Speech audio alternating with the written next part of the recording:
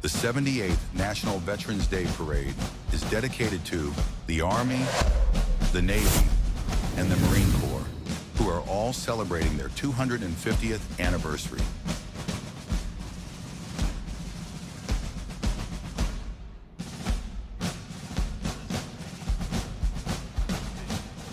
Okay, thank you.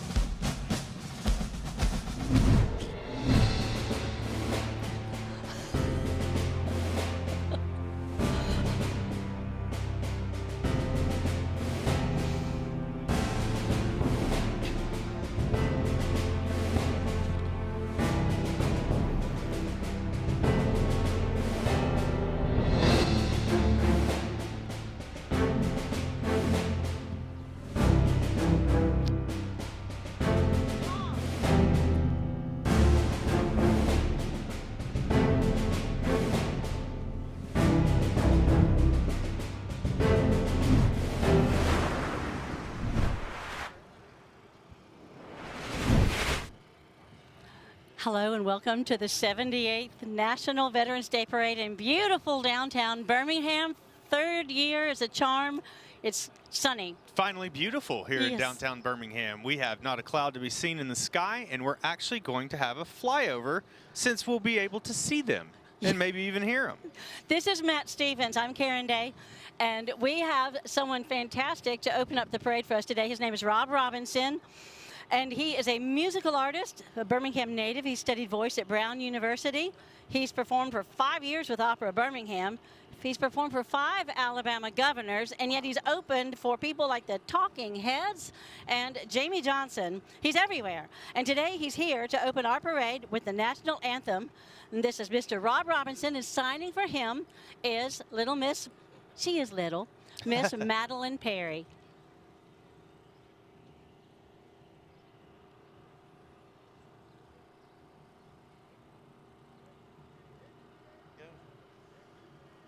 Take your hat off and salute. Oh, say, can you see by the dawn's early light what so proudly we hailed at the twilight's last gleaming, whose broad stripes and bright stars through the perilous fight o'er the ramparts we watched were so gallantly streaming, and the rocket's red glare, the bombs bursting in air, gave proof through the night that our flag was still there. Oh, say does that star-spangled banner yet wave o'er the land of the free and the home of the brave? That's Mr. Rob Robinson and Madeline Perry. Outstanding job, as always. So we have quite the theme this year for the Veterans Day Parade. It's the 250th birthday of all of the services you could have back in the day. That's right. Pretty well-known fact, but if you're going to have a country, you're going to have a military to fight for it. Right. So this year, in 1775, 250 years ago, is the formation year for the Army, Navy, and the Marine Corps. Marine Corps birthday was yesterday, actually. So what am I supposed to say? No, I'm not supposed to say it. Hoorah. yeah. Well, not hoorah. What do we say? Yeah. Okay. Well, so you got to have the services, and later, of course, came the Air Force. It split from the Army. 1947. Yep, the year that my dad joined. He was a navigator in the Air Oh, Force. so he was one of the first airmen. Yeah. Wow. I know. Outstanding. Yeah. And like I said, we will have a flyover at some point in the next few minutes, and that'll be pretty interesting. We got 6 total planes with us today Now from all over Alabama, and I think even one from Georgia. Right. And the thing is, yes, there is a government shutdown, so these are not active duty like military planes. We have the commemorative Air Force, and we have they're little. They have propellers. They were used in various conflicts from the 50s forward. Oh yeah. So we'll see a few trainers today. We'll see the T6, and that is the primary trainer that everyone used going into World War II. We also have the T-34, which was kind of its predecessor, that was used during Vietnam and even later on. And then we even have a PT-19, which is a very rare aircraft, and you'll see it's just different. But they use that as a primary trainer in between war years, between World War I and World War II. So that'll be quite a treat. It's beautifully painted yellow and blue all over. You can see it from a mile away. Yes. And they should be flying in at about 1,000 feet, 1,500 feet, something like that. We've also got an L-19 Bird Dog. This Yes. was a plane that everybody in Vietnam knows. It could just about hover in the air as a forward observer, and we'll have one of those today with us as well. They could hover because it flew so slow. Yes. So The stall speed's like less than 40 miles an hour, so it could, if there was a good 25-mile-an-hour headwind, it'd be traveling 10 miles an hour forward and just hovering in the sky, which is good for a forward observer. I feel like that half my life. And we've got some police officers down at the corner here, so we should be kicking across the parade stand pretty soon. And that's the thing. Birmingham, yes, they have a fantastic police department, but their motorcycle division, shiny and gorgeous on a sunny day. We're going to be seeing figure eights and circles and all of that. And sometimes I think they make it take longer because they're having more fun. Absolutely, especially once they get up in front of us and do their figure eights and all of their maneuvers close in. It's almost like the Blue Angels of a police motorcycle corps. They do an amazing job. I'll go with that. Yeah. I've never thought about it like they're that. hovering around a very small circle here. You'll see it in a minute, folks. Yeah. It's right about the time that people get even with the Greyhound station is when we're able to get a real good look at them. So I do want to tell you that, you know, every year the National Veterans Day Foundation, since 1947, has a National Veteran of the Year. And it has been people like James Doolittle. But this year, the police are coming by. I just want to get this in real quick. It's the 6888. And they are the ladies that straightened out the mail problems so people could get their mail, 17 million pieces of it during World War II. And we'll tell you more about that in just a little bit. Yeah, as the police come into view here. Yes. So, again, these are the Birmingham Police Department. It's going to get loud, so we'll just let you enjoy it.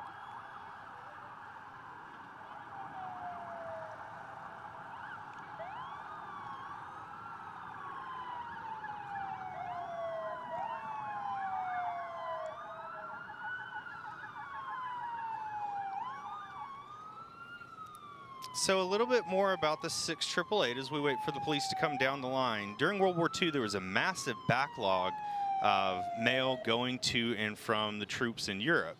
And for a lot of them, that was a lifeline. That was the only way that they knew what was going on while they were overseas. And, you know, that was a lot of the way that the family knew that their service member was still doing okay. And they had such a backlog that they actually took the 6888 Central Post Directory Battalion, plugged them in England, and they were able to sort just an incredible amount of items. 16 million items on backlog as we see the Birmingham police come through.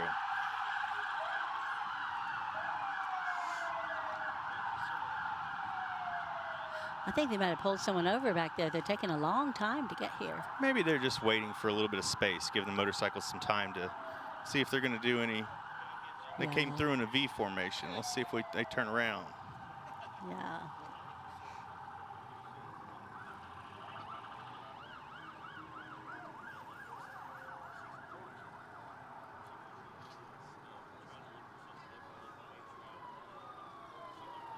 Yeah, they are kind of sitting down there. What are they doing? That's what I'm saying.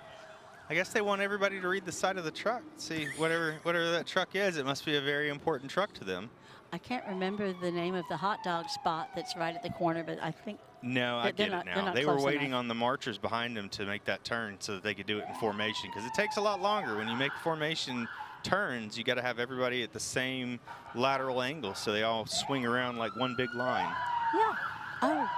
And here come the riders for their performance. Well, that was very, very surprise to us. They want to do circles.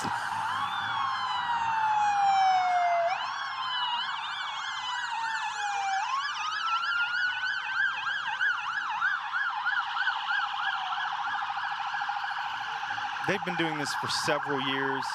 They have a really, really good program of being able to do some precision riding in, you know, a very, very small area. Even when you're riding in a circle like that, it's hard not to get a traffic jam. So it's very good, very precision work. Just a little display from Birmingham here.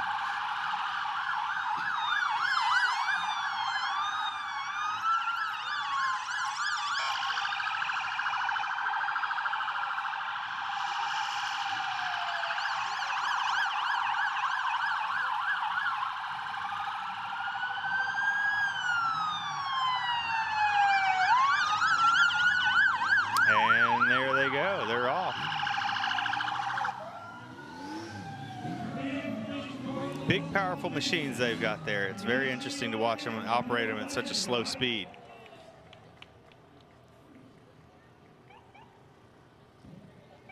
Now we have the slow truck. The slow truck is in motion. Although I think they got a red light, so they have to wait for that. Yeah, we have. You never know exactly what the police are going to do.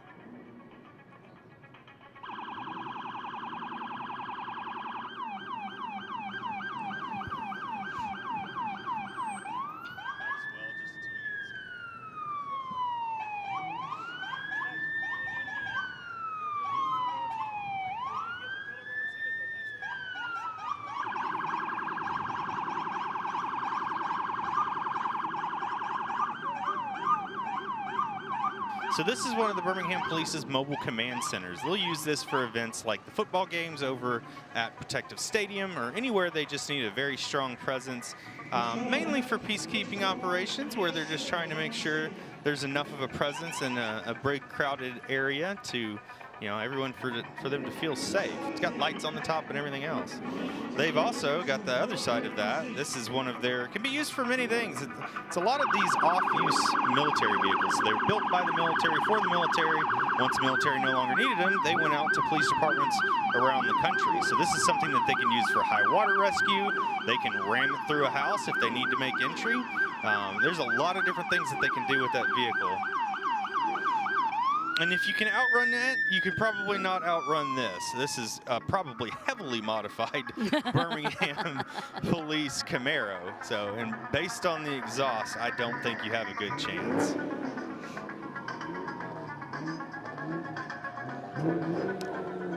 And here we have the Marion Military Institute Color Guard.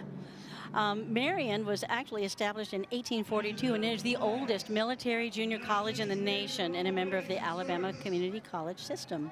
And the Corps of Cadets, along with the Knights Precision Drill Team, are participating in the parade today. And that's the Marion Military Institute Color Guard. With the presentation of the colors.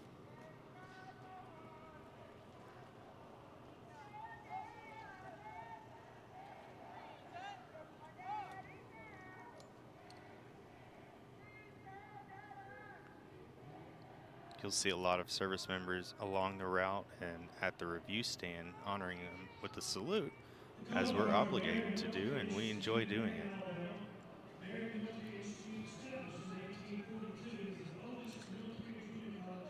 What you hear right now is Mike Oakley telling the crowd what we just told you. At least he's not being pelted by rain this time. I know. My goodness. It's a beautiful afternoon for this. There'll be a couple of precision drill teams and marching corps of cadets along the way, but Marion is one of the oldest in the country, if I'm not mistaken. They have been around for a tremendously long time doing precision drill just like this.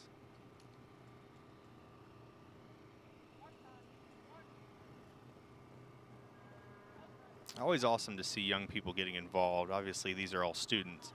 But showing a dedication of patriotism to their country, always something that we like to see amongst the younger ranks. Right.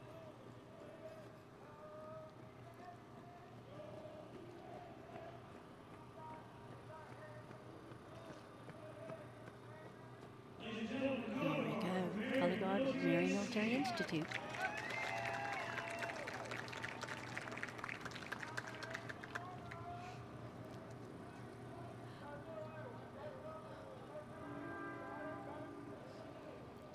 And of course, you are looking at the Weeks family. Raymond Weeks is the man who said Armistice Day needs to be called Veterans Day and celebrate the veterans who have served in all of the wars.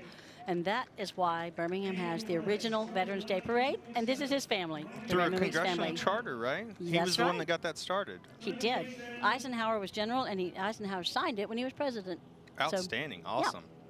And we have our parade grand marshal, Captain Gary Rose. He is actually with Mayor Woodfin today. I think I hear He's some the- of our flyovers starting to materialize. We do. Overhead, we've got somebody inverted doing a smoke trail. That's going to be the AT-6 Texan, followed by our T-34 trainer. And then we've got another T-34 trainer. So Captain Gary Rose, the 2025 Grand Marshal, is a Medal of Honor recipient. Oh, wow.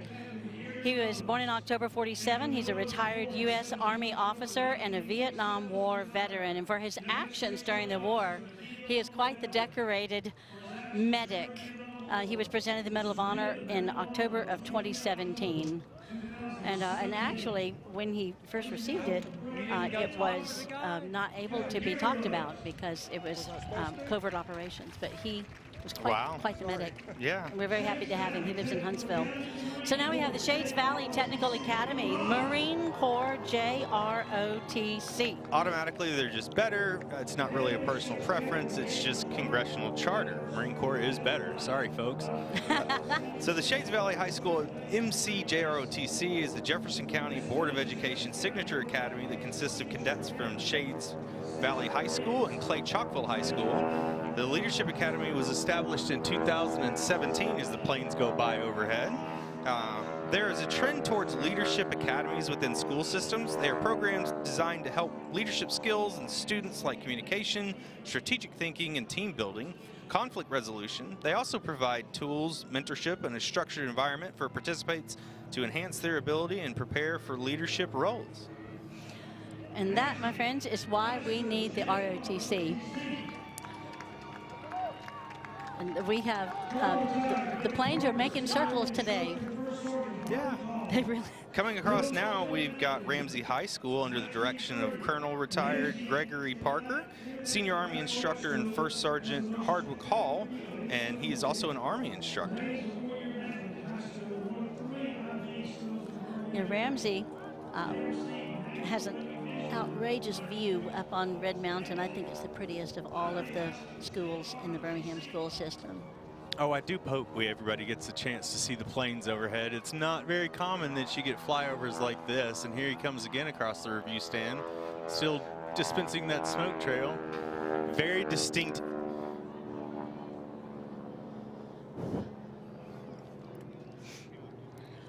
Very distinct engine sounds for those planes. Most of them are radial engines, and you can tell from several miles away what they are.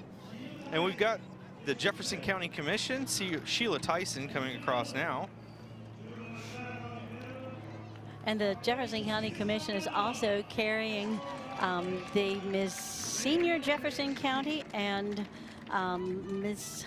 Super Senior Jefferson County. But we want to thank Jefferson County Commission very, very much. They support us every year.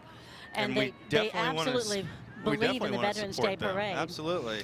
We've So- got Miss Alabama 2025, Emma Terry, of course, with a rich 104 history of excellence. Miss America and Miss Alabama are cherished symbols of Americana and an icon representative of success and achievement for motivated and goal-oriented young women across the nation. They And also now, learn wait, crucial college skills. But we also got to talk about Miss Alabama Volunteer, because Oh, yes. she's on our camera now. Lauren Salamine, she is Miss Volunteer America, and she's from Utah and found our parade, and saw fit to be here with us on Veterans Day, and also Miss Volunteer Alabama. She's also a national ambassador for the St. Jude's Children's Research Hospital and a national brand ambassador for the Salvation Army. Who knew? Right. That we did not. That's a busy lifestyle right there. Yes. Now we've got Miss Senior Alabama 2025, Lori Cox. She is from Daphne, Army mom, and supports the military by sending care packages to soldiers throughout the year. Nice to see all the crowns we have out here today. I don't understand. What happened this year? All of the crowns, I don't understand. So, and there's a... Let's see. Right, these are the ladies. I thought these were the ones in the SUV. This is, yeah, these are Miss Senior, Miss Super Senior, Jefferson County. Outstanding. So, all right. And now we have, I can't see it, Mrs. Super Senior. Okay, Miss Super Senior, Jefferson County. Oh, I thought they were, okay. Forgive me, I sound like I'm not a parade announcer at all. This is not professional at all. Well, it's all voluntary work. No. Oh. So is so much in our lives, but you don't just do what I'm doing. All right. So what we finally have something that I understand. We are looking. This is the Senior Support Committee for the Alabama National Cemetery down in Montevallo. Yes. Okay. So the thing about Montevallo is that this is a national cemetery, and normally we talk about the Wreaths Across America program, but what they really want us to talk about this year is how we individually can help the military veterans who are interred at the Alabama National Cemetery, give comfort to their families, promote the cemetery to others, develop and participate commemorative cemetery programs when you are near them, and provide financial support to the cemetery so it can continue to have beauty, good maintenance and expansion. Volunteers go out several times a year to plug a hole in the ground for the flags you see on the display, and then also to lay the wreaths out. And once you put them in, you got to pick them back up again. And there are thousands of people to come out, even with the tremendous number of graves at that site. It's no more than about 15 minutes before they're all put up every year, maybe 30 minutes, but that's how many volunteers come out and support the National Cemetery, and we absolutely love the support they receive. I never thought about having to pick them all up. And this is actually a private vehicle. Many people will recognize it. It's the civilian version of the Hummer or Humvee that's used by every branch in the military, at least used to be. And this one is owned by Carl M. White, part of his private vehicle collection. He is a life member of the VFW and previously served in the Marine Corps.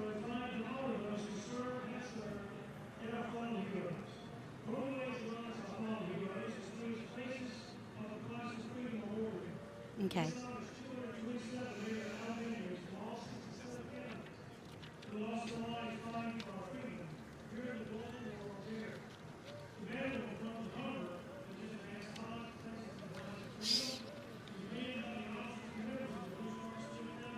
We'll see a lot of private vehicles brought out today in support of Veterans Day, and it's definitely a good cause that they do. It's a good way for a lot of veterans to get into the community.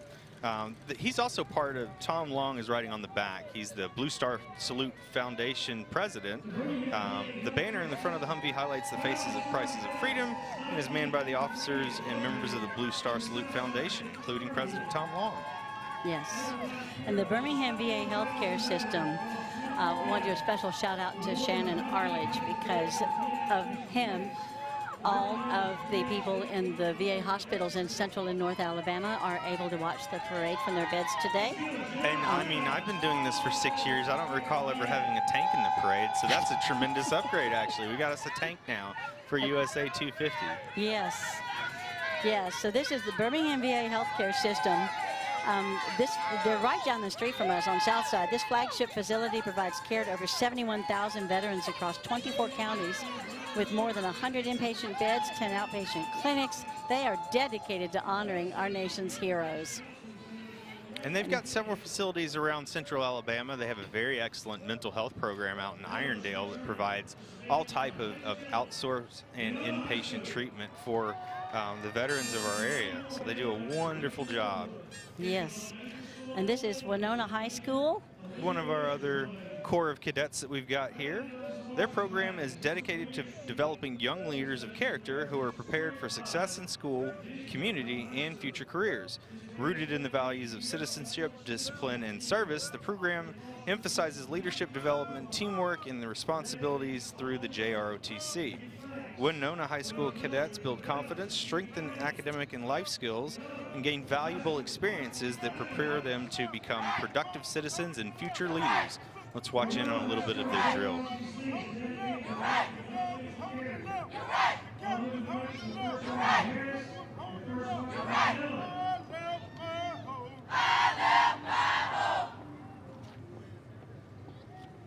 This program helps them build confidence, strengthen academic and life skills, and gain valuable experience and prepare them to become future leaders.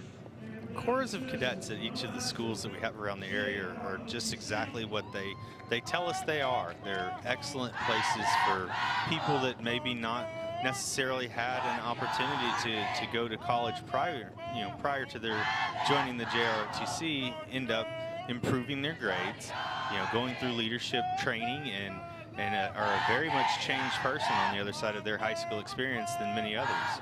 A lot of them do choose to go into the military and even into an officer's role. So this is a kind of a representation of the next years or next few years military.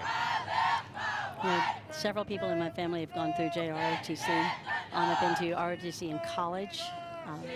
My nephew is down in Pensacola. Oh, wow. Training, pilot training. First, when he was in school, they would alternate semesters, one learning and then one serving. Okay. And he was learning how to trick out the C-130s for all the different things you can make a cargo plane do in the military, but ended up being singled out for pilot training. So thank you to Ramsey and their Corps of Cadets. Yes.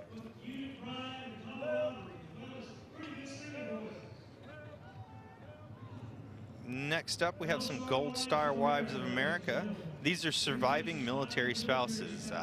My best friend's widow is a Gold Star widow. Gold Star Wives of America is a national military nonprofit service organization of surviving spouses, chartered in the United States by Congress it looks like, I want to say it was in the late 40s, but it is a public law and they are officially recognized. Gold Star Wives do a lot for each other around the country. Unfortunately, welcoming new members, helping them make that transition, and then providing a lot of support opportunities through fellowship, going on trips, doing retreats, and there's always a sense of camaraderie amongst them, just like their husbands.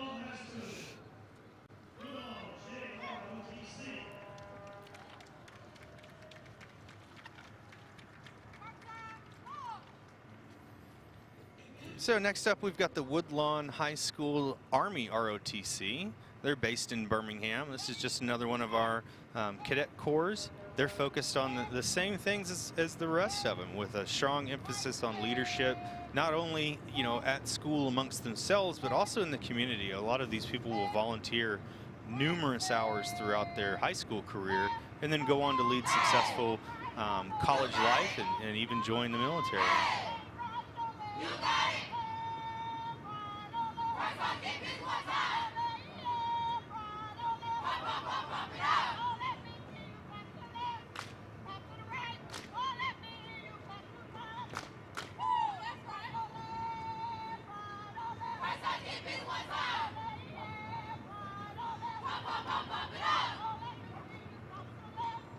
I don't want to speak over her, but I also want to tell you what she's doing. Their instructor is doing some really good, what's called sing-song cadence. So I hope you're picking up on that at home, but that's what really good sing-song cadence is like. You're not necessarily getting your marchers to respond back with a song of their own, but the tone and tempo of their voice helps you know exactly when to do what you're supposed to do next. Not a call and response? No, it's a call and response in so much as that they have a phrase to say afterwards, but they're really keened in on you know, how she's saying what she's saying. Excellent example of how that works together with a drill corps. Yeah. So this is something to take note of. The Birmingham Vet Center, they are community-based counseling centers that obviously travel to the communities, and every single kind of complication you could possibly have, just anxiety, pressure, PTSD, family counseling, personal counseling, suicide counseling, anything that happens, they are there for you and your family, just for you. And this is essentially a mobile outpatient clinic. Yep. You know, where they can administer several different types of treatment, help people get enrolled with VA services so that they are receiving the correct care from the Department of Veterans Affairs. Yes. They do a lot. They do an absolute lot. This next fellow, Tony Pentecost, he himself is a U.S. Army general. He was in Germany for 2 tours, 75 to 82. But he also wants to honor his father, Albert Ellison Sr., who's deceased, and served in the Army in the World War II European Theater. He just wanted to be in the parade today. He has served his country and wants to say hello and wants to honor his father. But he was a mortarman. Matt might know about those. He was an indirect fire infantryman, and there's a lot that goes into that. So mortarmen do anything from providing illumination at night to keep the troops that are on the front line safe or let them know of an advancing threat, to directly engaging the enemy with indirect fire. So the people they're shooting at don't see the rounds coming because they're shooting them up in the air at an angle and they're falling down at a precise location that they've done a lot of math to coordinate. Yes. We love Crane Works. We've known them for many, many years. They are absolutely there for the Veterans Day Foundation if needed. They have hung flags and things over arches and stuff. They do a whole lot more than that for the Birmingham area. But they salute our nation's heroes today, and they are proud to support the veterans today and every day. That's Crane Works. They do a lot around the community. Long story short, the director of the parade route, Danny Samples, and I almost used them to nab a tank from a reserve center. Really? Yeah. It wasn't officially on the paperwork, and Crane Works came out and gave us an estimate on what it would take to move it. There you go. There's Veterans Mike. of Foreign Wars, VFW. And this is the state commander of the Department of Alabama, Michael Gronkowski. Great guy. Me being a VFW post commander myself, Mike does a wonderful amount. He really understands the mental health issues going around the state, and he's very in tune with that. He's been a proponent of something called a stellate ganglion block. A what? Stellate ganglion block. Stellate ganglion block. Yeah, so the parasympathetic nervous system that runs throughout your body and basically controls fight or flight. There is a shot that the VA is actually awarding grants for people to administer, and that goes into your neck just like a regular nerve block, but it doesn't affect pain or anything like that.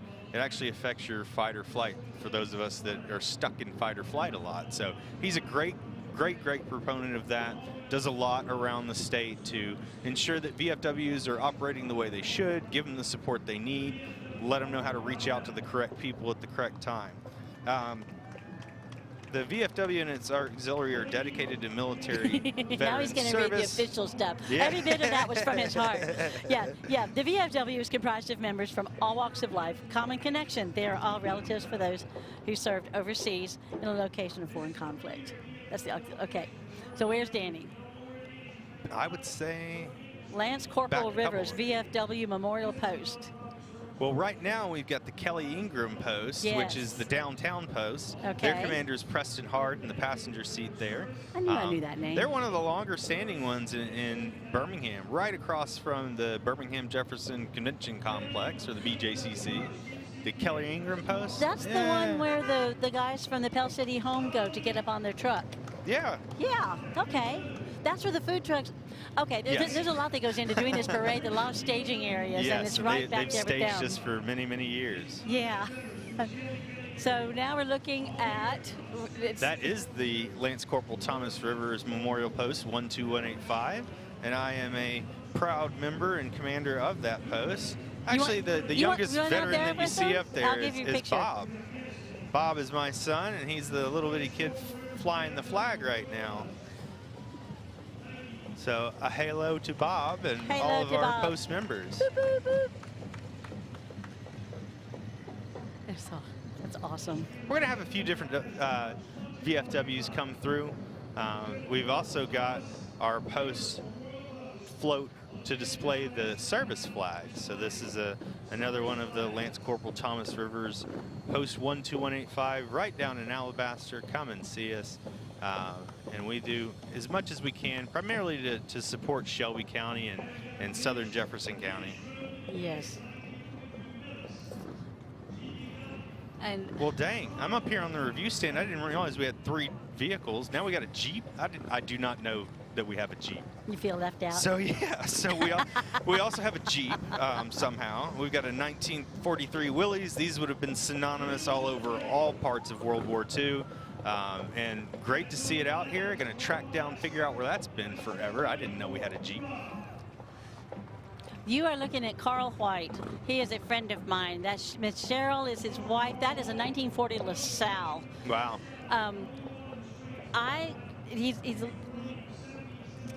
Carl has done everything. He's done all the things.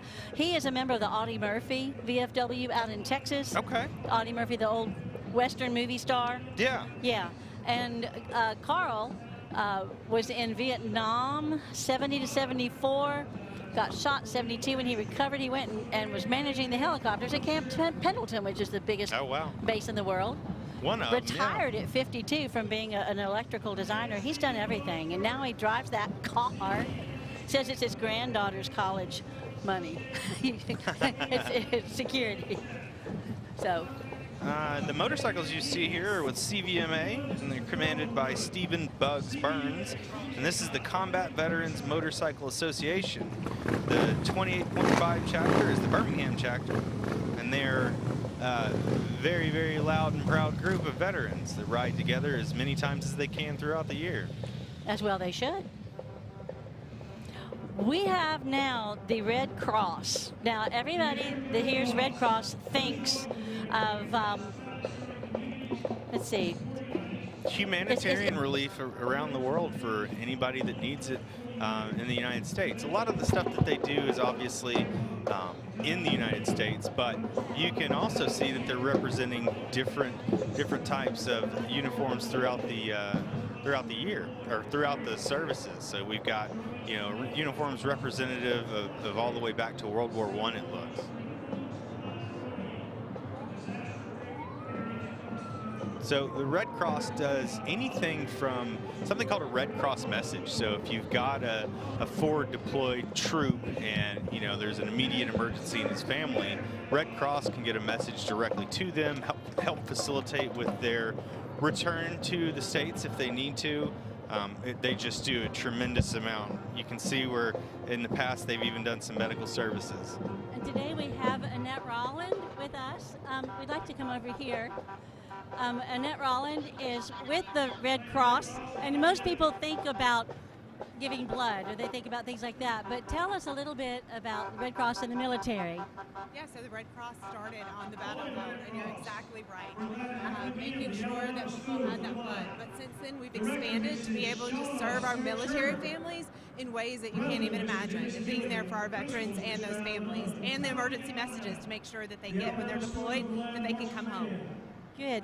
Yes, we understand that it's through the Red Cross that the liaison happens in order for someone to be able to understand what's happening at home. Yes. Well, tell us. Now, everybody's in period costume today. Tell us about yours. Yeah, so we have nurses uniforms throughout the decades. It's been 150 years that the Red Cross has been supporting military families, so we thought it'd be great to showcase some of those nurse uniforms starting all the way in the 1910s, and I'm from the 1940s. And you look very young for the 1940s. That is good. Yes, thank you so much. Happy Veterans Day. Yes. Okay, better run. Awesome. So as you can see coming across Thank you, now, Annette. And thank you, we've the got Red the Cross. Alabama School for the Blind marching band under the direction of Ms. Shwarna Sherbert and President Dr. Dennis Gilliam. Their principal is Mr. Alan Nunn. Oh. And they're from Talladega, Alabama. Alabama School for the Blind marching band has been streaming the parade since 2012, and this band has not missed 1 year.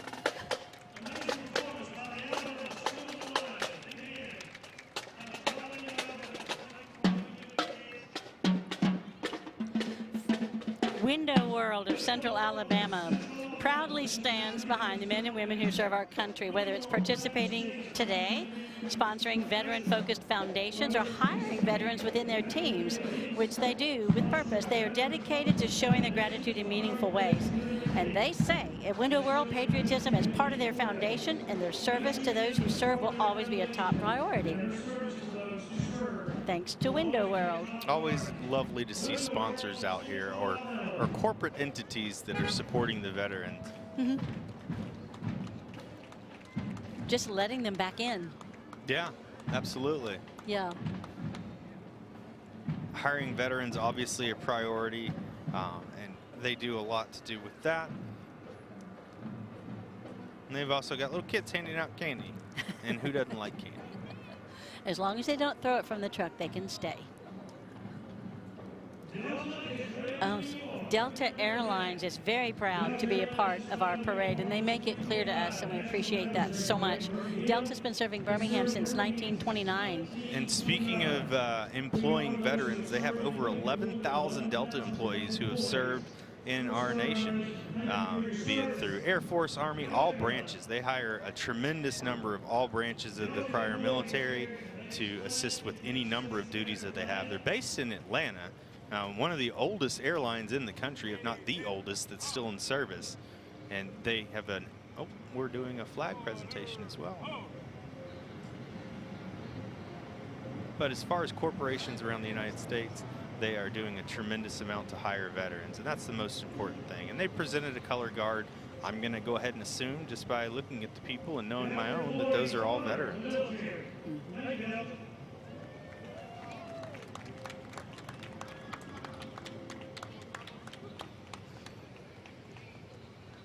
Y'all, this is definitely not the Tournament of Roses parade.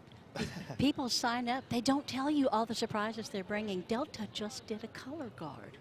That's fantastic. Is it true you give you free flights? Does everybody hear that? I'm sorry, I just wrote that down as a wish list. I'm sorry. Oh my goodness. It's nice to just know that they've got a dedicated truck just to show that they support the military, probably one of their recruitment tools. They're handing out bottles of water to anybody in the crowd that may need one.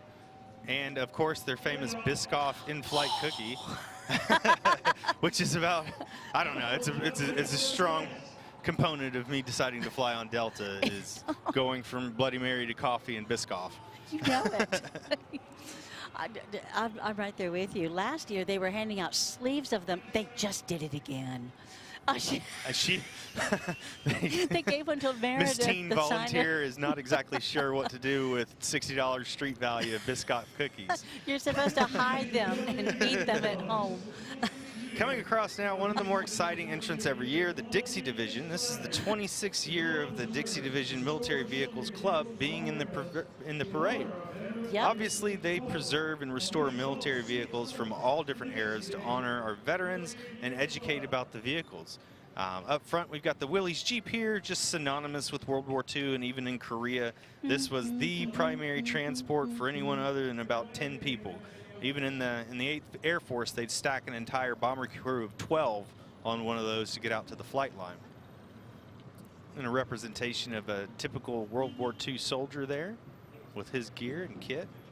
And then we've got the infamous K5 Blazer from the 70s and 80s, built like an absolute tank. You know, a lot of people when I was in the military would have preferred driving one of those over a Humvee. So, I mean, they're just an incredibly useful vehicle, primarily used in, you know, during the Cold War and even into the early 90s, and not as a combat vehicle, but this one surely was. That's your typical Humvee in the command configuration, used from all the way from the first Gulf War to Iraq, Afghanistan. We've got a 5-ton truck. Oh, no, that's a deuce and a half, actually. So that would have been your primary means of transportation in World War II for a group-size element. And they even now have a truck to display videos. And What they have, is up with that? Videos. Oh, no, No, that's just Classic Rock that's 106.9. Summit Media. They snuck in there. They're going to. I was like, wait a minute. Summit Media is the only one that, and they are wonderful supporters of us too. They have two. Army veterans, I believe, riding in their truck. Julian Paul and Kevin Christoph have an extensive history on military radio all over the world. And you can read about them on 98.7kiss.com. Yes, absolutely. I highly recommend reading about Mr. Christoph. Quite the. It all started just with it was by accident, and that's what he got into it, and then just did it everywhere and carried it forward. Coming down the street now, we've got one of our better performances of the day in one of our largest groups. We've got the Marion Military Institute. Their color guard came by a little earlier to present the colors, and now their marching band will head this way. The Corps of Cadets will march in the order that they should. They've got their headquarters commanded by Battalion Commander Cadet Lieutenant Colonel Ethan Hunter. He is from Allen, Texas. They have their band company commanded by Cadet Captain Hannah Riston from Enterprise, Alabama, directed by Michael Jimenez. Band is known as the heartbeat of the Corps and supports Marion Military Institute, the Corps of Cadets, and various events around the state and nation with parade companies, ceremonies, and anything they can do to support and show their skills and support the military.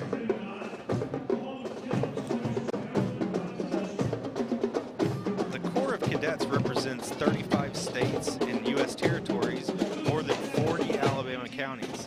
They've graduated over 210 generals and admirals along the years. And they also have the Marion Military Institute Knights Precision Drill Team. Hopefully we will get a good show from them. Well, you can't today. Oh, yeah? The Knights, they normally do the... Yeah, they do their silent drill. Right, but like 3 of them could not. Someone was sick, someone had an exam, and someone had something else come up. That's why they sent us an entire battalion. I know. So these are the companies of their battalion represented by the Corps of Cadets in each company. Yeah, Marion is the pride and joy of Alabama. And to be a company commander or a position of leadership at a prestigious military career, I would just about assume put you in high-rank brass territory before you're 20. So these are children with a very bright future. Children. He said children. Yeah, I guess none of them are actually children. No. Although I do understand the difficulties of being at the rear of the formation when it's height ascending to descending. Because as someone who's 5'6" myself, I'm not any much taller than the people you see in the back of these formations. Big, wide steps to keep up with the 7-foot tall guys in the front. Huh. Are they trying to scare the enemy or something? Why wouldn't they do it the other way around like they do in pictures? So you think about the visual. That's the opposite of scaring the enemy. Look at our front. Look at our shortest troops up front, and then the tall guys are in the back. Well, we got a lot of them. Yes, we do. We're everywhere. We got a lot. And I mean, they do events all over the country, like Indianapolis 500, Sugar Bowl. They just about go all over everywhere. We have 3 hots and a cot. Yeah. there's a fellow named Miles Huffstutler, and Miles served in the Air Force and the Alabama National Guard, and he retired in 2004 from the Guard as a JAG officer, the rank of colonel, and he recently retired as a Homewood City judge, and he has faithfully served on the board with 3 hots and cot for over 5 years, and helps to transform the lives of countless veterans, just giving them a place to sleep and to help them find a permanent home, a permanent place to be. Pretty straightforward military terminology there. 3 hots, that's your 3 hot meals in a day. Cot, the official bed of the military. So that is their mission, is to try to find veterans that don't have easy access to a warm bed, warm food, overhead shelter, and they do exactly that.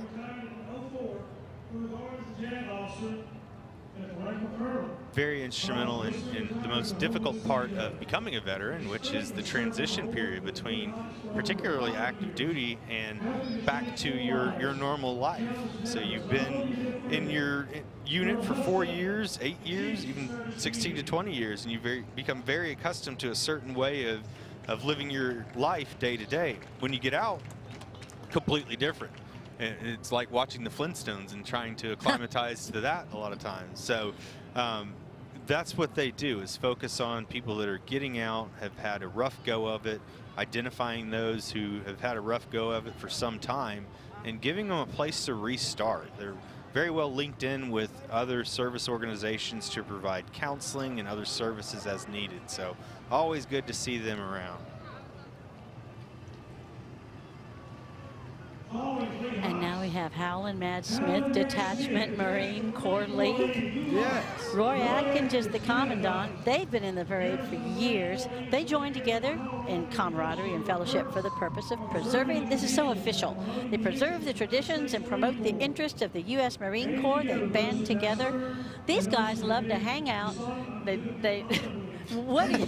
Well, you already said it. It's very professional, because what's ever in the best interest of the Marine Corps is also what's in your best interest as well. Yeah.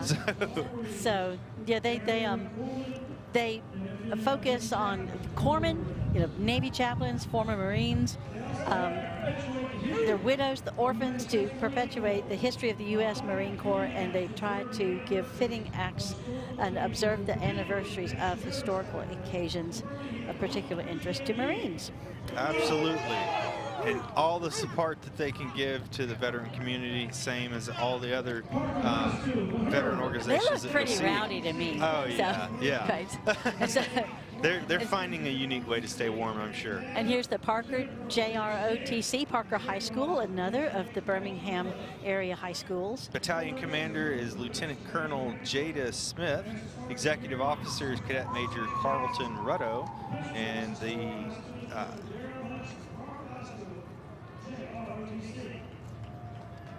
I'm trying to read through their notes here, to be honest with you.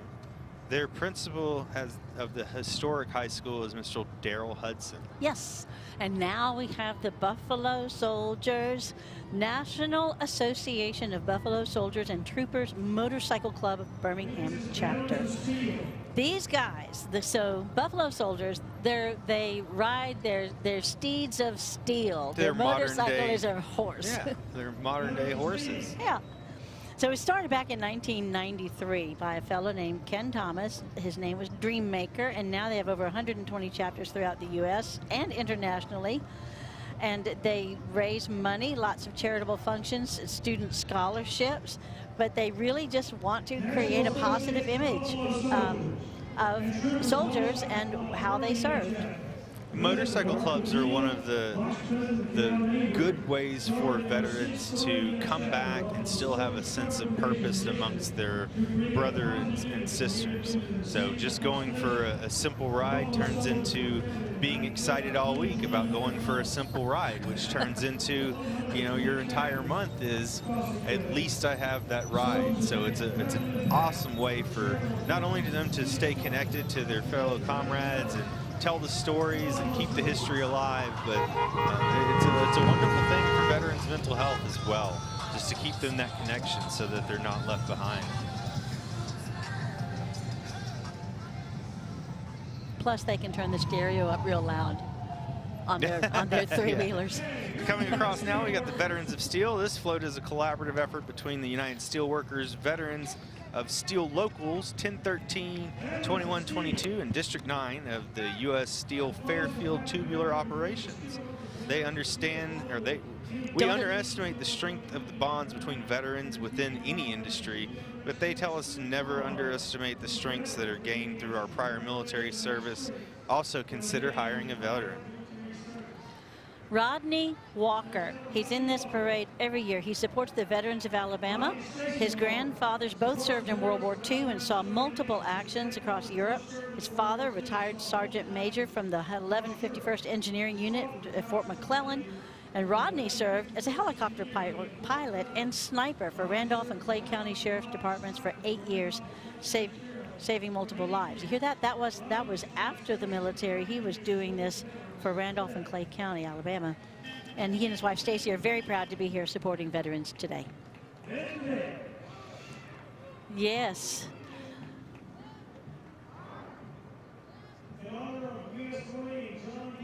Zach, Geneva, Valencia, and Danny are who you would see in the lobby. These are Vet to Vet.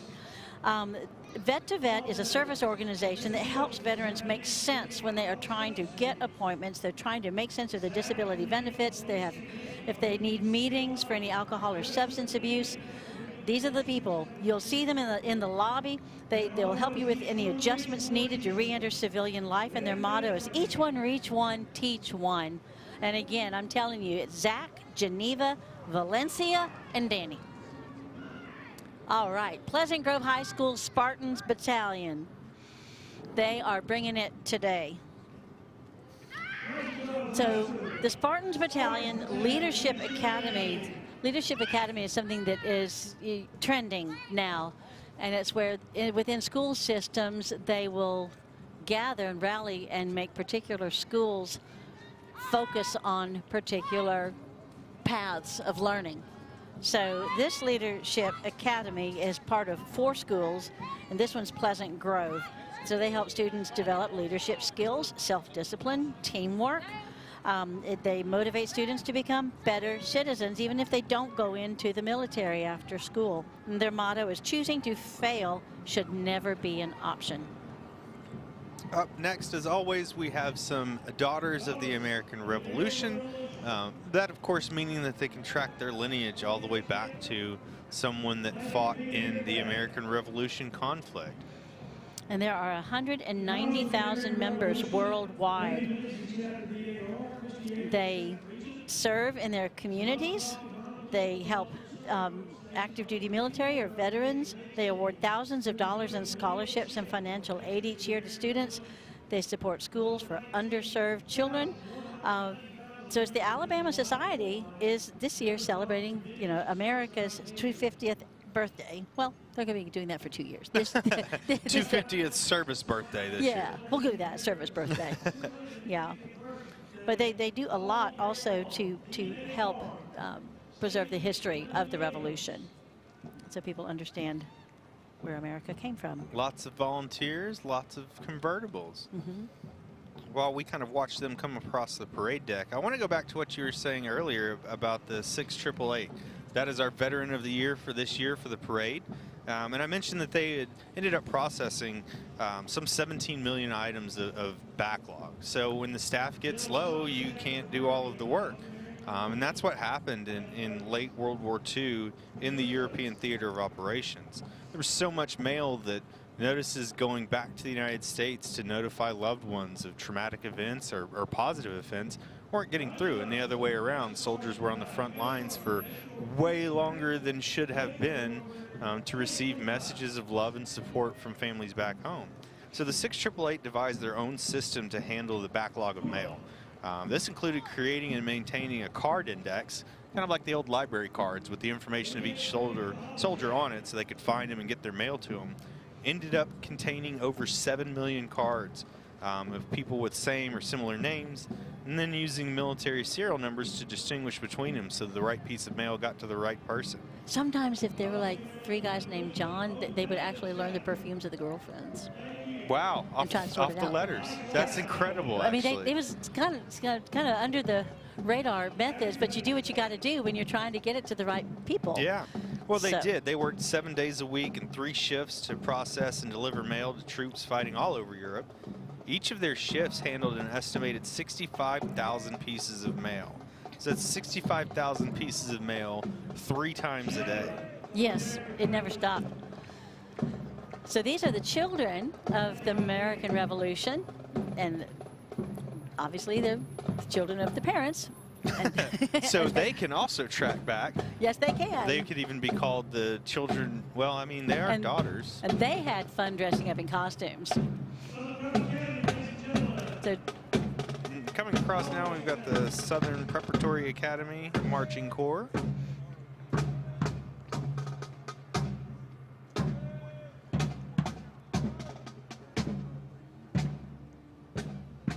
And then we have the Military Order of the Purple Heart. Pretty straightforward there as well. The Purple Heart is an award given to people or service members that were injured while in the line of duty, primarily in a combat environment. So their distinct goal is to reach out to members of their own small camaraderie, those who have been injured in a combat environment overseas. Knowing a lot of these members myself through my time, it's an incredible organization. They really are well linked in with a lot of businesses, corporations, and even other veteran service chapters to help these veterans get the treatment that they need. Coming back with an injury obviously distinguishes you a little bit more than another veteran. So there's some unique and difficult things that they need to do, and they help them along with that. Priority Veteran With is a United program Way. with the United Way of Central Alabama, and they help U.S. military veterans and their families who are homeless and at immediate risk of losing housing. They've been doing it since 2013, served more than 5,000 veterans in a pretty significant capacity. That is pretty significant. And United Way is another group we adore working with. And looks like we have some of the sons of the American Revolution coming by. Of course, they honor Revolutionary War patriot ancestors by promoting patriotism, serving our communities, and educating and inspiring future generations.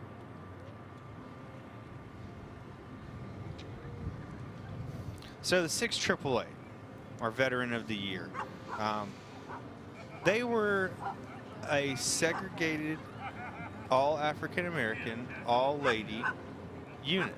So that presented not only a significant challenge for them being in a wartime environment, but also they had to live life as a segregated unit. They could not go to the same facilities that other people.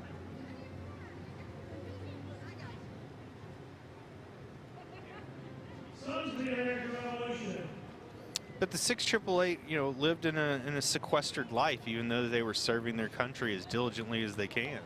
So, we're a lot to be thankful for their service in particular. We're not sure exactly how it happened, but normally all the revolutionaries travel together. But now we're looking at the sons of the American Revolutions. Now, America 250 Alabama is who we got now. That is when America turns 250 next year. Yeah. There's so many events and sites and things to see across the state. And you can go to america250al.org.com and read all about it. There's a lot going on in Alabama, and I went to see if all of the 50 states had America 250. Oh, I'm sure, TN. right? No. Really? We're the only ones. I thought it was clever. But there's a lot going on with that. So Obviously, the idea is to get everyone prepared for the 250th birthday this upcoming July 4th. And that's why this year we've been talking a lot about the 250th of the Army, Navy, and Marine Corps. Like I said, if you're going to fight to create your own country, then you're going to have a military presence to do so. So this is the year of the 250th for the service branches, and next year is what they won. Very, very important float here. All over the country, there was a national movement to put a "You are bigger than this moment" veteran crisis line in place. Billboards all over everywhere that simply just say in large letters, you are important. You are bigger than this moment. And the 988 is a hotline directly into a suicide prevention team that's very well trained in how to deal with veterans in an active crisis, as well as provide immediate suicide support if a veteran is contemplating taking their life. They have helped countless numbers of veterans so far. I've known friends to use this service, and they were just blown away by the reception that they actually got. The Fleet Reserve Association it was chartered by Congress 100 years ago for the purpose of representing the interests of all the members of Navy, Coast Guard, Marine veterans, Fleet Reserves, and active duty personnel in the U.S. And they're still at it 100 years later. And riding along with them is the Southeastern Regional President, Tim Grimes from Crossville, Tennessee, where their national convention is being held this year. They're smaller than other organizations, but they are focused and they are scrappy. They will fight for you. So don't always think that it's the big five. There are a lot of veterans organizations in this parade, and I would suggest if you don't mind Matt and me, or just turn the volume down and just watch this from time to time and pay attention to how many different places there are. All of them offering resources to help veterans. That seems like a blanket statement, but between all the things that you need, like Lakeshore Foundation providing a tremendous amount of physical therapy care. It's the same home as the U.S. Was it U.S. Olympic and Paralympic? They do some preparatory not work? the Olympics. Okay. But yeah, but veteran advocacy for over 20 years. And there's Noah Gallagher? Yeah. Yeah. Oh, yeah. If you've lost a limb and you can get to Lakeshore Foundation, that's where you want to be. So what you're looking at right now is a fantastic story on feet. It's Motion Industries. They want to be called Motion. They are military veterans and friends of them.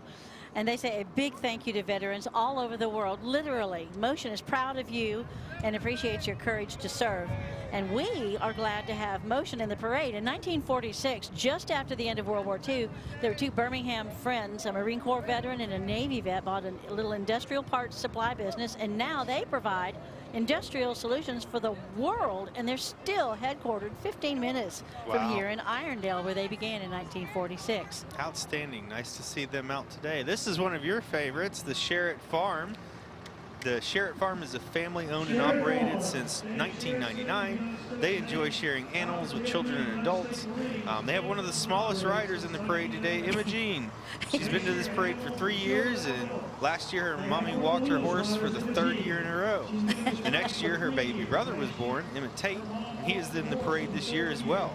And I know you know a little bit more about Sherritt Farms because they're one of your favorites. Well, I know. That's their last name. They just turned it into what they want to do, which is share it with us. Well, that's clever. So, y'all, now we have one of my favorite. The other one of your favorites, yes. Yeah, the riderless horse, which symbolizes the fallen warriors. He has walked with an empty saddle and backward boots, an ancient Greek custom indicating that his warrior will never ride again. This year's riderless horse is Brownie, belonging to Anna Johnson, the Shelby County 4-H president. And Anna's 16 and has trained Brownie herself. Oh, wow. And we want to thank Carousel of Breeds, because they are here every year.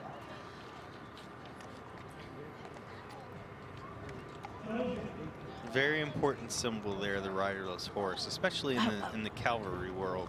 I get to tell you, so the person who's carrying the Navy flag is Claire Thomas, mother of Lieutenant Suzelle Thomas, a Birmingham native and Navy fighter pilot. She's stationed at Naval Air Station Lemoore in Hanford, California. Suzelle's done a lot in a short while. She graduated in Annapolis in 2018 and received her wings of gold in Meridian.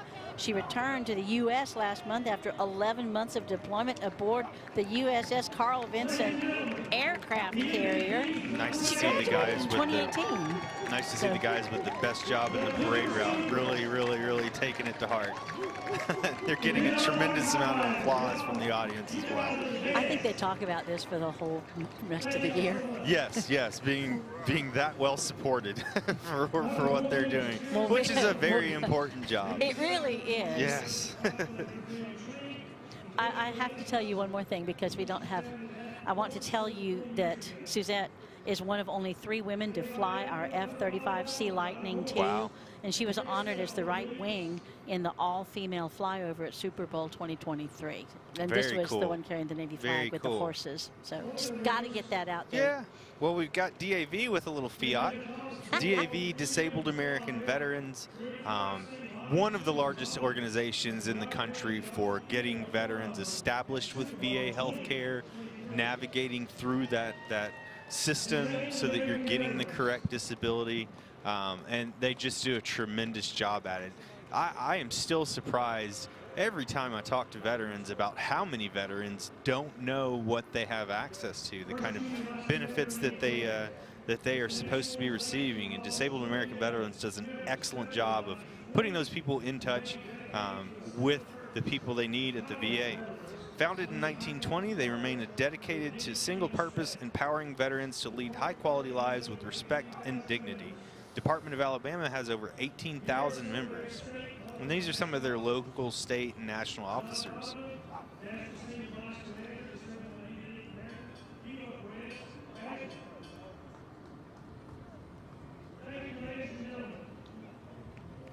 I feel like there's so many different names. Yes. But then you see all these faces.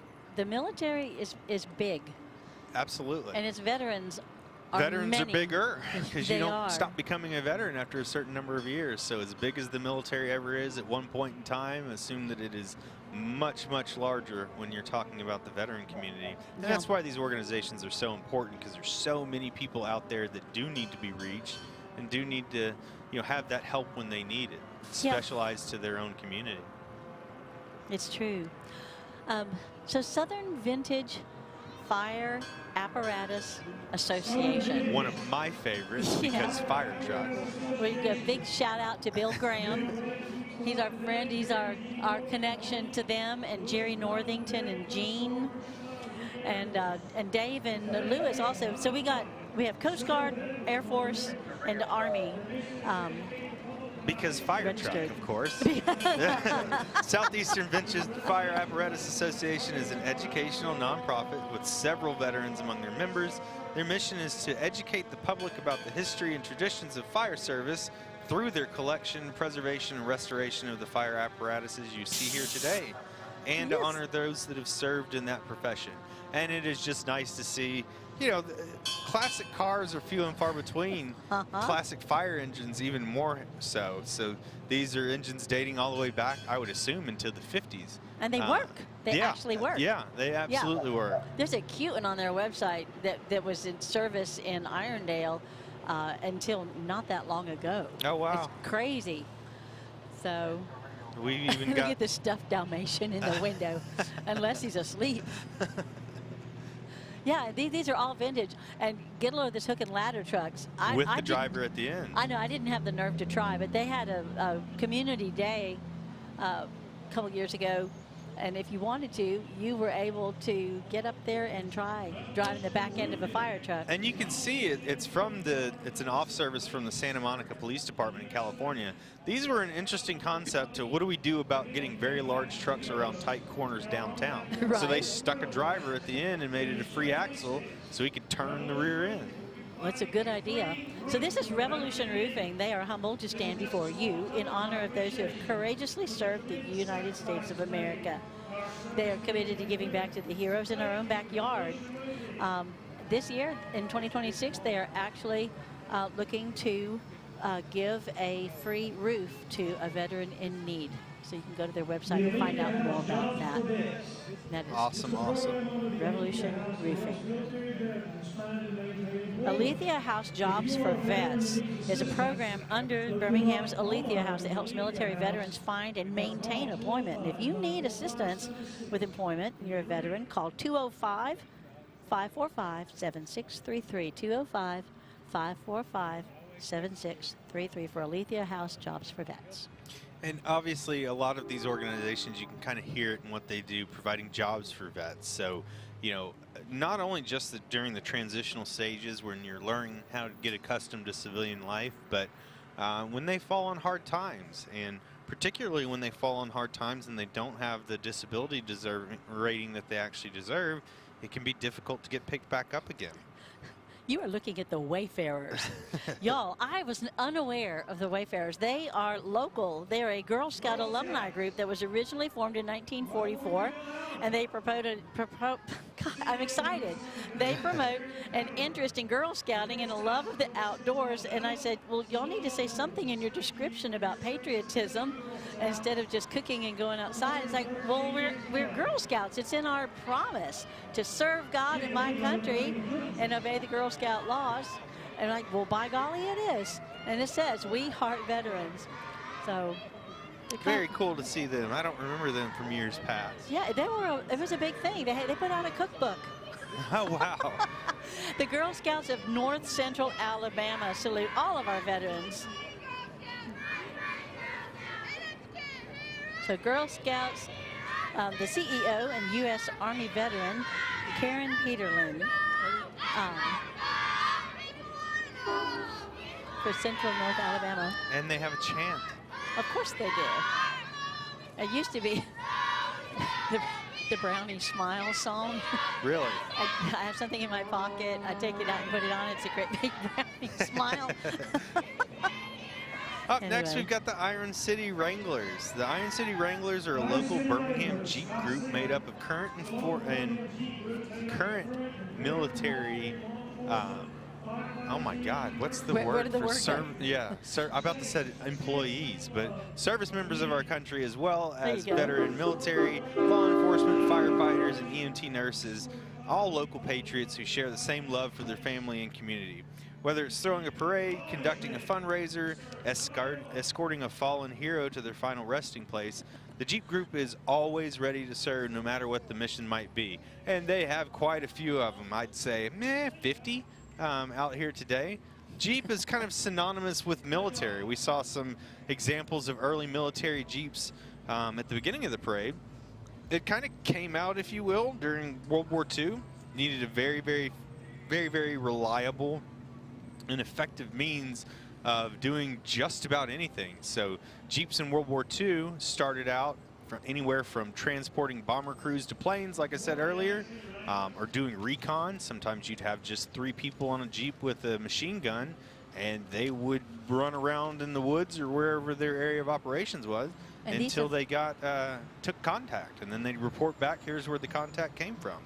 And these are the Iron City Wranglers. Grant Musgrove sent us a note wanting very much for us to talk about his father, who is James Musgrove, who's riding with them today. Jim served in the U.S. Air Force Office of Special Investigations in Tripoli, Libya from 66 to 70. 5 years ago, he acted heroically during the shooting. You may remember, if you're in Birmingham, at St. Stephen's Episcopal Church, he intervened to protect others and subdue the shooter. And in recognition, he was awarded the prestigious Carnegie Hero Fund Commission Medal in May 2023, which is the highest honor in the U.S. for civilian rescue acts. So that is his dad. He's extremely proud of him, and he wanted us to hear about it, even though that's not his favorite thing to talk about. I can imagine. Jim is a hero among us, and Grant wanted to make that known.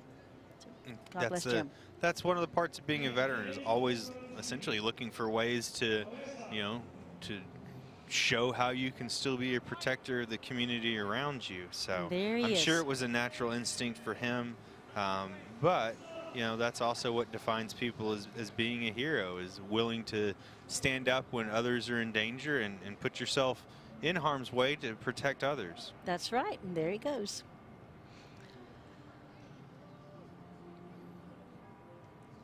This, I believe, is coming up the group celebrating the birthdays of Army, Navy, and Oh, okay. Marines. So this is the 250th service Yes. year, if Yes. you will. Because there you can see the slogans on the side. And they have the Vietnam Veteran of the Year in that silver Jeep there. Yep. Out of Chapter 416. I think there was a party up in the staging area. Yeah. Because people are all out of order today. This is not normal. Lots of veterans representing lots of different services. Yes. Awesome to see them out here today. Anytime we can get veterans in a Veterans Day parade, that's just excellent. Yes. This is an organization supporting all U.S. veterans with a special focus. So we've got the Vietnam Veterans, Chapter 416. Vietnam veterans, as many people know, had a little bit of a different experience coming back from their conflict than, you know, the doughboys of World War I and the GIs of World War II. Wasn't a particularly popular war in a lot of people's opinions, but they came back, and we always say welcome home to anybody that we come across that was a Vietnam veteran. You're looking at Royal Cup. Royal Cup, which is Birmingham made and globally drunk. It is fantastic. And we were up giving Bob Dole his Veteran of the Year award a few years ago, Yeah. and I peeked across the hall when I was putting some of my camera equipment away, and there was Royal Cup in Washington, D.C., in a big old law firm. So, but they're making their first appearance in the parade, and they've been here since 1896. They proudly serve high-quality coffee and tea, amen, across the globe from right here in Birmingham with a national scale, local touch, and gold standard. Royal Cup honors all the veterans who have served our great country, and you're looking at the veterans of Royal Cup right now. They're serious. Now we've got the tournament of Corvettes, Team Corvette Alabama. Corvette club's kind of synonymous with the military. I mean, the NASA astronauts were given Corvettes at one point. Yeah, the Apollo astronauts were given Corvettes for $1 by a dealership in Florida. So you could always tell they never got pulled over because it was kind of assumed that if you were in a Corvette, you were an astronaut. Corvettes just have a huge impact to veterans because that's a lot of the midlife crisis mobiles that we all get when we get to that age. And they show up and compete against each other just in how pretty is one car versus the other and how loud and how much horsepower. Just another way that they're able to bring veterans together. Not all of their members are veterans, but you do have a large population of veterans that just come together and share the love of fast car. And then, very, very different group coming behind them. This is the Supreme Emblem Club of the United States of America. And I talked to one of the ladies, like, I don't get it. So they were founded in 1926. They dedicate themselves to community service, patriotism, and fellowship, and they want to support veterans, assist the elderly, promote a wide range of charitable causes within the community, truth, justice, and charity. That is who they are, and they love their veterans, and that's what we got. They have very sensible cars. That's not a sensible car right there. No. Jewish War Veterans Post 608. Parallel park that. Yeah. The Jewish War Veterans of the United States of America is an American Jewish veterans organization established in 1896 by Civil War veterans to demonstrate that Jews have proudly served this country going back all the way to the Revolutionary War.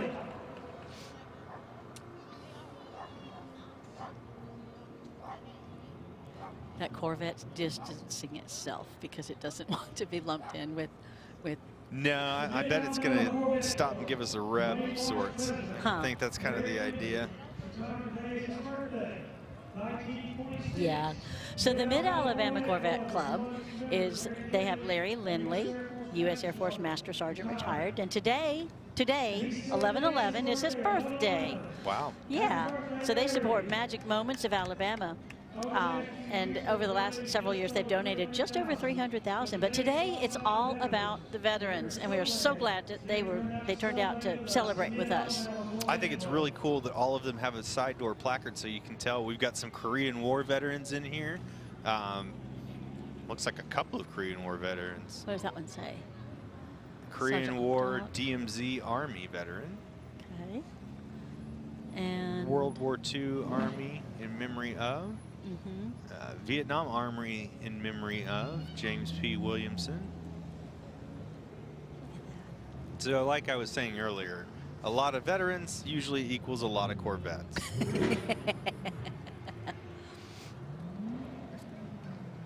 So next we have the Colonel Robert L. Howard Veterans Home. These are veterans from Pell City and their employees. And if you ever want to appreciate your country, if you want to appreciate people what military was like back then, you need to go. And also, just because they were in it back then, they had entire lives afterward. Oh, yeah. And veterans' homes are incredibly important. That is just a place where veterans with not a terrible amount of resources for taking care of themselves or others, you know, as a senior citizen, can't They just go don't and want to be alone. They want to not live alone. But they can be taken care of after having, you know, entire lives in service to other people.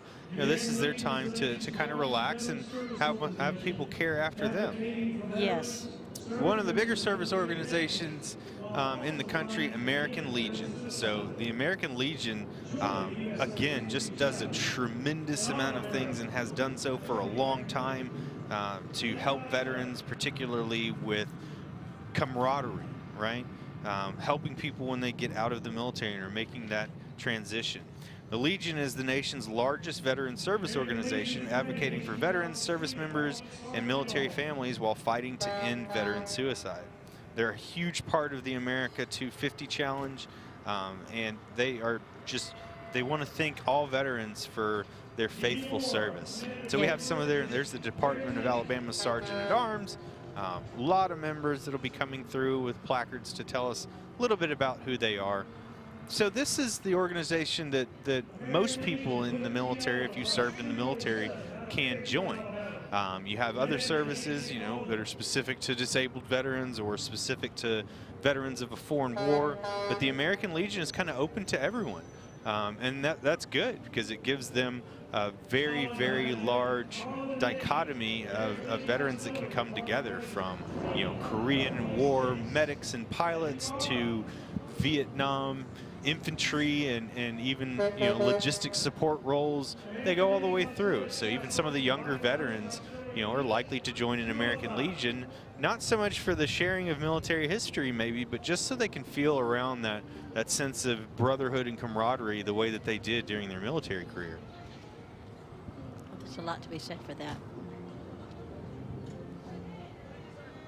You mentioned the USA 250 Challenge. I did. That is worth Googling. We're still, yeah. It's a health challenge, and there are different ways that you can. It's raising awareness, just waking your body up to keep on kicking. So in particular, this American Legion Post 107 have 3 Medal of Honor winners amongst their ranks. So they've replicated the city's display that honors them. Congressional Medal of Honor recipients. Kind of a misnomer. It's not awarded by Congress. Did you know that? Tell me more. Yeah, no, it's just not the Congressional Medal of Honor. Congress had nothing to do with it. It's the Medal of Honor. Just straight up. I wonder why it says congressional. There are many theories, but it's just not a Congressional Medal of Honor. There's nothing wrong with that. It's just the Medal of Honor. It didn't really have anything to do with Congress. Well, who awards it to them? Ooh, how are you going to ask me a question? I don't even know. Wow. See? Well, no, the military does. Okay. Yeah. Yeah, no, you're awarded by your citation put in by the people around you while you were doing Medal of Honor stuff. We're not taking it lightly. It's a conversation. No, unfortunately, I don't, you know, have the pleasure of knowing someone that won a Medal of Honor, you know, while I was in the military. Dakota Meyer was like the first Marine in Afghanistan. He was the first Marine to survive winning a Medal of Honor since like the early Vietnam War. You know, so it is not a very lightly taken title that's given. You pretty much have to make an ultimate sacrifice to get a Medal of Honor. Jumping on a grenade in a closed environment would be one of those scenarios. Well, read about Gary Rose, our Grand Marshal for today. Yeah, yeah, the Medal of Honor citation. Yeah, pretty much if you've got a Medal of Honor, you have a Wikipedia citation or Wikipedia page, and it'll display the citation in there. And reading it is like reading a video game character. Or right, an You're just like, adventure story. how in the world did the one guy knock out 8 bunkers, or Because he didn't quit. right. He had how many holes? He had how much shrapnel? He Or lost how much Sergeant blood? York, who carried, in World War I, he captured like 100 British, or not British, but German soldiers with one bolt-action rifle. Yeah, they made a movie about it with Gary Cooper. Yeah, it's pretty real. Post 137 out of Fairfield. They, again, part of the largest American Legion. They've done a bit of a good job with celebrating the Happy Birthday for American 250. And along with the American Legion, you have the American Legion Auxiliary. So these are the wives, husbands, family members that support their Legion member by holding their own nonprofit organization to collect funds and hold their own events to support veterans.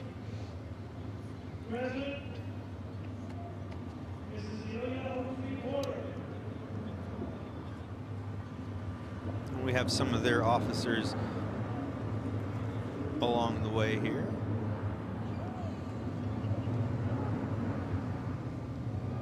The American Legion Post 205.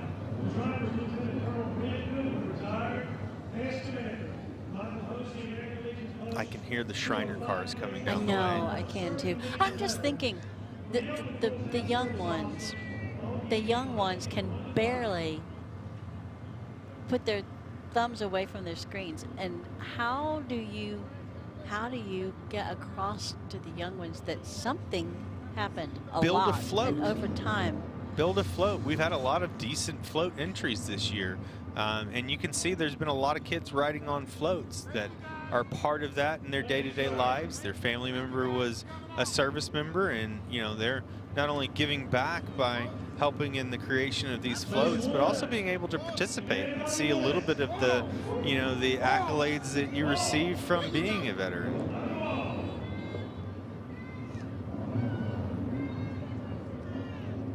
I think they lump the happenings of a country in politics. Yes, an American Legion, disabled American veterans, veterans of foreign war, they have a chance to speak. They each will have a legislative week where they go up to Washington and talk to senators, the president, about what we need to do as a country to drive more support for military veterans. So American Legion is absolutely instrumental in making sure that the veterans' voices are heard at the federal government level. Someone got left behind. They're running as hard as they can to catch up with their car. Now that's a Jeep. That's a Jeep. I want that Jeep. Like that is the side-by-side of side-by-sides right there. I've never seen one of those before, and I immediately want it. That one, actually, the person who owns that Jeep, that is a replica of the one that his father had in the military. Oh, I can imagine. Yeah. So we've got the Shriners. The Zamora Shriner is part of the Shriners International, which is a philanthropy organization that raises money to help families and children with debilitating diseases and crippling afflictions. And they don't charge a dime. No, they do not. They've got over 22 hospitals throughout the United States, Mexico, and Canada. And they will fly you for free. They'll get you from city to city, wherever you need to go to get your care as a child. And they've had their little buggies for years, so let's hear them. Yeah.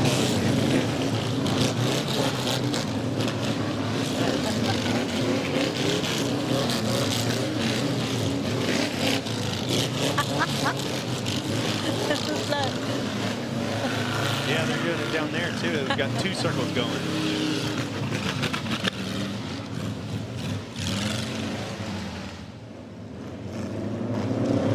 This is like the South Alabama State Fair. Okay. They love their little buggies just like everyone else does. Look at what's coming though. We've got the little minis. Hey. Greater Yep, Alabama. they're Shriners.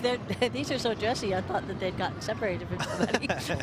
No, those are the support vehicles, and of course everyone has to have a Corvette. And who is last but not least? The Leapin' Lena. Watch the guy in the back. They go flying. And Shriners have been doing this kind of antics for what, like back in the 50s, right? They love their little cars, and we love them too. Yes, we do. So the Greater Alabama Council, the Boy Scouts of, oh, Zamora Seal, I'm sorry, didn't mean to jump ahead. It's okay. I love We Kubota. know. It's all part of their motor corps. It's with the city. There we go. Past Potentate of Zamora Temple. Hello. They're going to get a fantastic new facility too, by the way. Really? Yes, they sold that crazy temple out there. Okay. Yeah, I know new what one you're coming. talking about. Yes, so this is Boy Scouts, the Greater Alabama Council, founded in Boy Scouts founded in America in 1910. It's among this country's oldest continuous institutions, period. And they prepare youth to become America's future leaders and pillars of society. And through personal example and hands-on experience, Scouts learn the value of making positive, ethical, and moral choices throughout their lifetime. So Scout leaders mentor our country's youth in duty to God and country and show them what it looks like and the time-honored character traits of the Scouts' law. Trustworthy, loyal, helpful, friendly, courteous, kind, obedient, cheerful, thrifty, brave, clean, reverent. So the Scout motto, be prepared, and the Scout slogan, do a good turn daily. The Greater Alabama Council delivers its scouting program to over 10,000 youth in 22 counties throughout North and Central Alabama. And it's just great to see so many little kids excited about marching in a parade. Yes. Not particularly warm out here today, but you can see they're full of energy. They're running around in the background, handing out some flyers and things. Absolutely. So, very excited to have them here, and they are excited as well, you can tell. I was a Boy Scout little sister. I had to. Did they have a title for that? No. Or you were just a sister of a Boy I Scout? was too young, so I had to go with my mom when she was helping to drive the guys to the campouts. Oh, okay. So, and also, Mary Ashley, who is putting up the lower thirds today, her brother is an Eagle Scout. My brother's an Eagle Scout. And so is my nephew. I think I have a cousin that's an Eagle Scout. Yeah. So, I mean, his project to become an Eagle Scout was, I don't remember the name of it, but it was incredibly, like, detailed. This was, I mean, like a doctorate thesis or something. It is.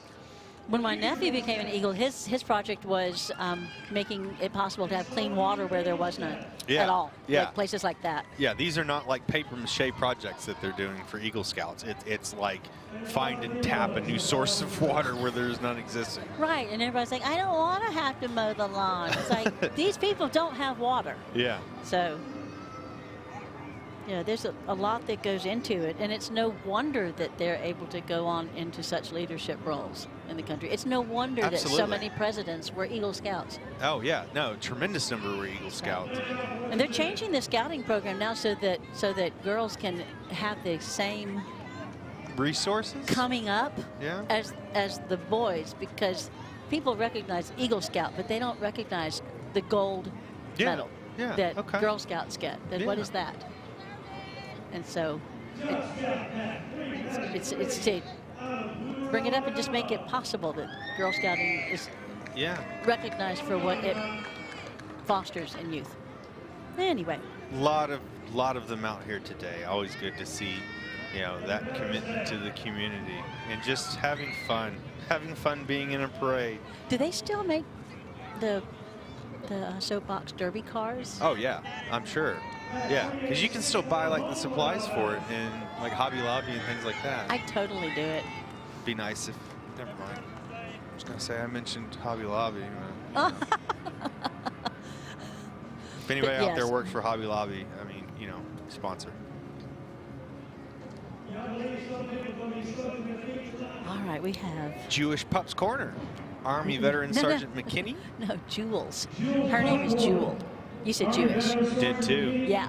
I'll own that. I'm sorry. I just wanted to say it. Go, talk about it. Full disclosure, I was trying to figure out what exactly a Jewish pup was. Jules Pup Corner is a veteran-operated business with a family full of proud veterans. Jules Pup Corner assists veterans in finding the best service canine to fit their particular needs. That is not a simple undertaking. It's not, and she's never said that before. Yes. We've talked about the veterans in her family. You know. Finding a service dog for a veteran is incredibly time-consuming. It's a very detailed process. There's a lot of elements that go into it. It's almost like hiring someone for a job, but even then more complicated. Yeah. So. King Okay. Psychiatry and Partners is committed to promoting and supporting veterans and their mental health needs. Their participation in the Veterans Day will highlight mental health awareness amongst veterans, as well as the importance of accessible psychiatric care and community support for those who have served. And we are looking at the trail life adventures in character and leadership. And they've got some awesome. They got some kids in service uniforms, riding a bike and everything else. So the American Servicemen Living History Museum is down in Shelby County, and their mission is for you to be able to go out there, put your hands on the equipment, see the clothing, see the kinds of things, what it was like to be in the military back then. There you go. What it was like to be in the military back then. Yeah, being the 50 cal turret gunner on a deuce and a half. Yeah. Well, I was serious. I wasn't thinking about this when for kids to know what it was like back then. Yeah. It's not easy. And, No. and nothing ends in an hour. Nothing ends, easily. It's not just like game over.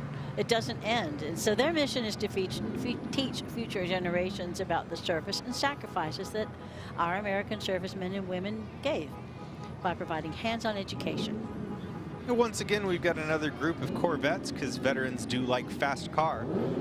This is the Fast and Furious Corvette Club. They exist for Corvette owners to meet and share experiences that promote the enjoyment of being a Corvette owner.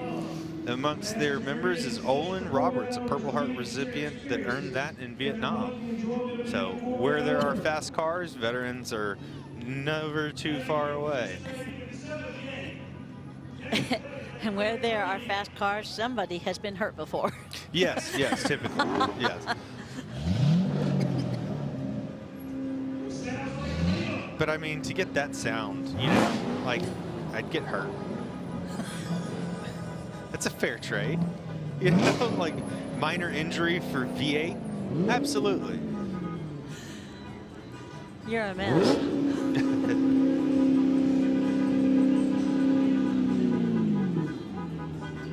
Holy moly. We've got suicide tricked outdoors. We've got some modified engines, I hear. We got a lot of people displaying that they are clearly a veteran.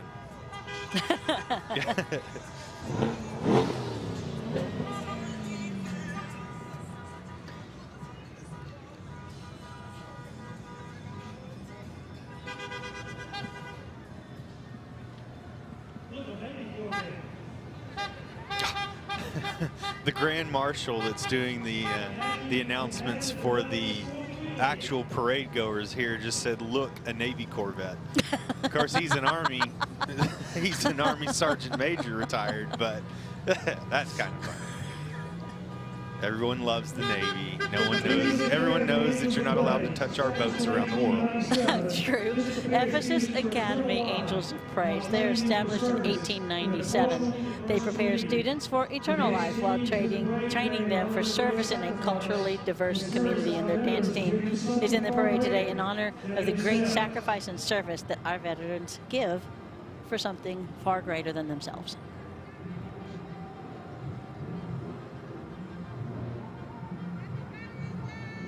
Looks like they brought their color guard with them as well today.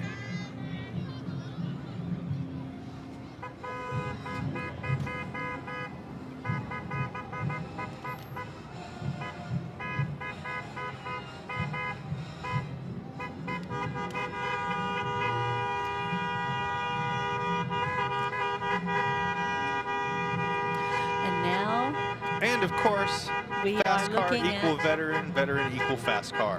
And these fast cars equal the very last unit in our parade. The Smoky City Vets. Smoky City Vets is the oldest Corvette organization in the country. Say that again. Oldest in the country. Smoke City Vets, right here in Birmingham, Alabama. And they even have one of the original members. It was established in 1977. Ron Washington, floating around there somewhere, is here with us today. And they've got veterans among them of Army, Air Force, and Marine Corps. Like I said, where there is veteran, there is fast car, and where there is fast car, there is veteran. Yes.